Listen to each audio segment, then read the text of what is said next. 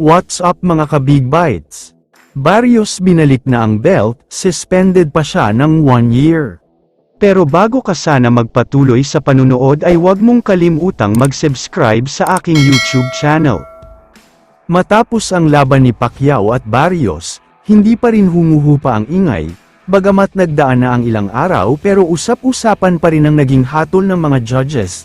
Ito nga ay ang controversial draw. Marami ang nagtatanong kung bakit draw ang resulta, gayong mas halata raw ang naging lamang ni Manny. Kaya dahil dyan ay may bagong galaw na nangyayari sa loob ng boxing community na mas lalong nagpainit sa interes ng mga fans.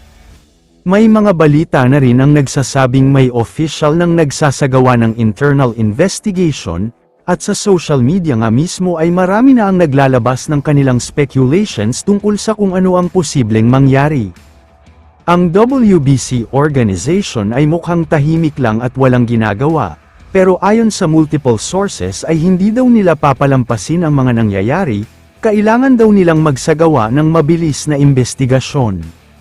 Ngunit mas lalong trending at pinag-uusapan ang mga nangyayari ngayon, dahil biglang may mga trending controversial news na sinasabing ibinalik na daw ni Barrios ang WBC belt sa mismong boxing headquarters pa sa Las Vegas. Ayon sa iba ay posibleng ito raw ay alinsunod sa utos ng mas nakatataas na opisyal habang patuloy ang investigasyon. Hindi man kumpirmado ang balita pero most likely ay totoo ito dahil sakto pa sa ingay ng isyu ngayon. Pero ayon sa iba, posibleng kusang loob ba itong ginawa ni Barrios o kaya naman ay baka bunga ng matinding pressure sa kanya.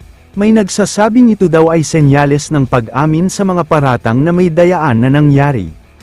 Mas lalo pang uminit ang balita nang may naglabas na post na nagsasabing posibleng masuspinde si Barrios ng 1 taon bilang bahagi ng proseso, at posibleng tumagal pa lalo na kung mapapatunayan na may pangdaraya.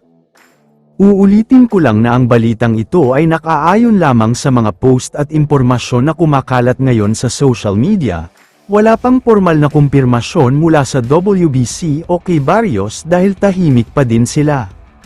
Ngunit kung sakaling mapatunayang totoo ang mga balita ay panibagong problema ito sa mundo ng boxing, at para sa mga fans ng ating pambansang kamao ay mas lumalakas pa ang sigaw na dapat maibigay sa kanya ang WBC belt.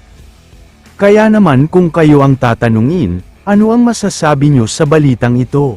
I-comment mo naman ang opinion mo tungkol sa tanong na ito. Dito na muna nagtatapos ang video na ito. Maraming salamat sa panunood mga ka-Big Bites. God bless sa inyong lahat.